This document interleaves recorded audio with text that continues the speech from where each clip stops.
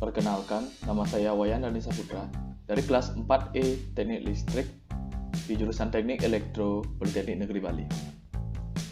Pada video kali ini saya akan menjelaskan tentang tugas proyek pekerjaan pemeliharaan gardu tiang dengan dosen pengajar saya yaitu Bapak Iputu Sutawinaya STMT. Pendahuluan. Gardu distribusi merupakan salah satu komponen dari suatu sistem distribusi PLN yang berfungsi untuk menghubungkan jaringan ke konsumen. Adapun gardu tiang merupakan salah satu tipe gardu distribusi tenaga listrik yang komponen konstruksi utamanya menggunakan tiang, baik itu tiang beton ataupun tiang besi, yang memiliki kekuatan beban kerja sekurang-kurangnya seminimal mungkin 500 dan memiliki panjang 11, 12 sampai hingga 13 meter sesuai dengan kebutuhan dan lokasi pendiriannya. Lalu apa itu pemeliharaan? Pemeliharaan dilakukan untuk menjaga keandalan dari kerja gardu tersebut, yaitu SAIDI dan SAIFI. Pemeliharaan ada banyak jenisnya. Salah satunya adalah pemeliharaan rutin atau juga bisa disebut preventive maintenance.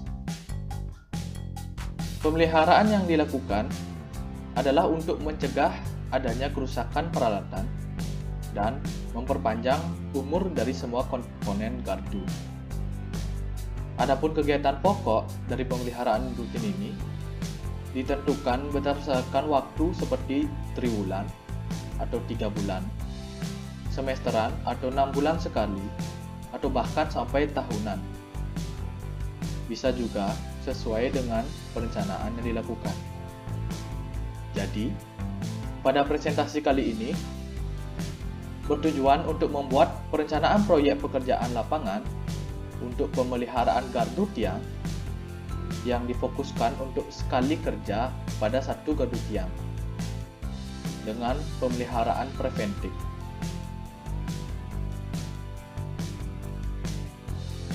Adapun perencanaan pekerjaan yang dilakukan adalah untuk mencapai 3 unsur utama, yaitu T, Q, C, atau dijabarkan misal T untuk time, waktu seefisien dan sesingkat-singkatnya, Q quality atau mutu dari pekerjaan proyek dapat tercapai semaksimal mungkin dan sebaik mungkin, dan C untuk cost adalah biaya atau dana semua yang diperlukan dari awal proses pekerjaan hingga berakhir.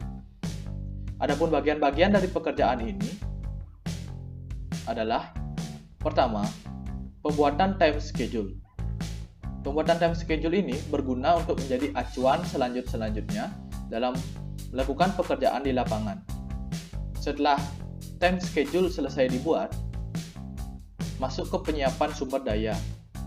Adapun penyiapan sumber daya yang diperlukan disesuaikan dengan time schedule yang telah dibuat. Lalu, setelah sumber daya sudah ditentukan semuanya, dilakukanlah pembuatan estimasi biaya rencana anggaran pekerjaan atau RAP. Setelah itu, dilakukanlah pelaporan pekerjaan. Setelah pekerjaan selesai dilakukan.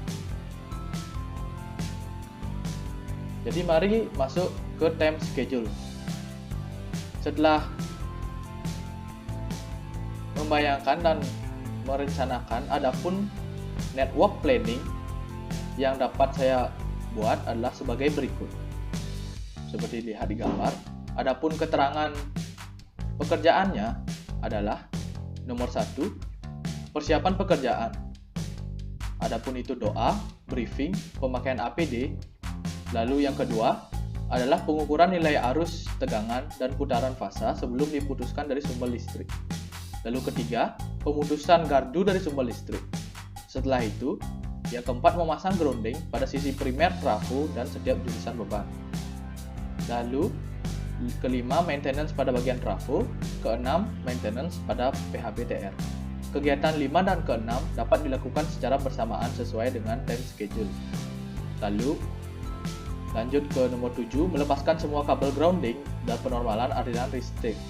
Setelah normal, maka dilakukanlah pengecekan visual dan pengukuran arus, tegangan, dan putaran fasa kembali.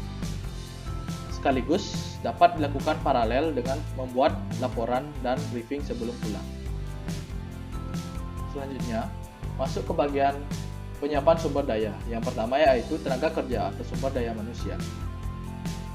Tenaga kerja yang akan melaksanakan pekerjaan meliputi pengawas pekerjaan, yaitu pengawas kerja dan K3. Lalu ada pelaksana pekerjaan. Berikut merupakan bar chart tenaga kerja. Bisa dilihat, pengawas pekerjaan ada dua. Yang pertama pengawas pekerjaan dan pengawas K3. Lalu pelaksana pekerjaan ada 3 orang. Pada setiap jam, semua dari pekerja bekerja. Jadi total jam 1 5 orang, jam 2 5 orang, dan jam 3 5 orang. Serta sudah berisi biaya atau upah per jamnya. Lanjut, ada peralatan pekerjaan. Peralatan pekerjaan ini saya bagi menjadi 3, yaitu peralatan pekerjaan, alat ukur, dan APD. Yang pertama adalah peralatan pekerjaan. Terdiri dari cycle stick 20 kV, ada tangga, ada fuse puller, ada radio komunikasi, ada lap majun, toolkit set, dan grounding wire set.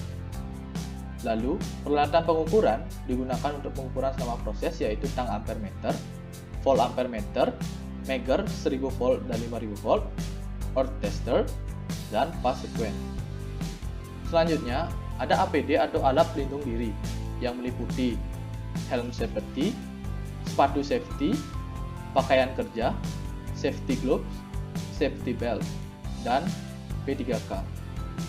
Adapun bar chart dari peralatan pekerjaan adalah sebagai berikut. Sesuai dengan jadwal atau tabel di atasnya yang per jam, didapatlah semua kebutuhan peralatan-peralatan sebagai berikut. Di jam pertama dibutuhkan 31 total alat, jam kedua dari jam 14 sampai 15 ada 30 peralatan, dan jam ketiga kembali 31 dengan harga-harga yang sudah tertera per satuan barangnya. Di sini harganya relatif mahal karena untuk mendapatkan kualitas yang baik. Lanjut, ada bagian bahan yang terpakai. Karena ini merupakan proses pemeliharaan dengan fokus tidak ada bagian yang digantikan atau tidak ada komponen rusak, maka bahan yang dibutuhkan hanya Vaseline atau grease. Berikut merupakan bar chart dari Vaseline atau grease dengan harga 100.000. Lanjut, berikut bar chart dari estimasi biaya adalah sebagai berikut. Adapun estimasi biaya terdiri dari 4, yaitu pertama upah tenaga kerja yang per jamnya 130.000 untuk total semua tenaga kerja dengan total 390.000. Yang kedua ada bahan yang digunakan pada saat jam 14 sampai 15 yaitu 100.000, total 100.000. Ada peralatan kerja di mana pada jam pertama 25.900.000 rupiah, jam kedua ada 13.715.000 rupiah, di jam ketiga ada 3.700.000 rupiah dengan total 43,315 juta rupiah. Lalu pada bagian 4 overhead merupakan bagian-bagian atau biaya yang tidak terduga termasuk biaya transportasi. Lalu pada jam pertama, kedua, ketiga saya masukkan semua setara 100.000 rupiah dengan total 300.000 rupiah. Jadi total semua biayanya yang diperlukan adalah 44.105.000 rupiah. Lalu pada bagian pelaporan pekerjaan adalah sebagai berikut. Setiap pekerjaan memiliki bobot pekerjaannya masing-masing dalam bentuk persen. Ada 5%, 10%, 20%, 12%, dan 8% dengan total semua 100%. Semua dibagi menjadi pelaporan setiap jam 13 sampai jam 14, jam 14 sampai dengan jam 15, jam 15 sampai dengan jam 16. dengan rencana dan kenyataan ditulis sesuai dengan keadaan di lapangan yang mengacu pada time schedule. Jadi berikut itulah presentasi dari saya. Mohon maaf jika ada kesalahan kata atau yang tidak berkenan. Saya ucapkan terima kasih.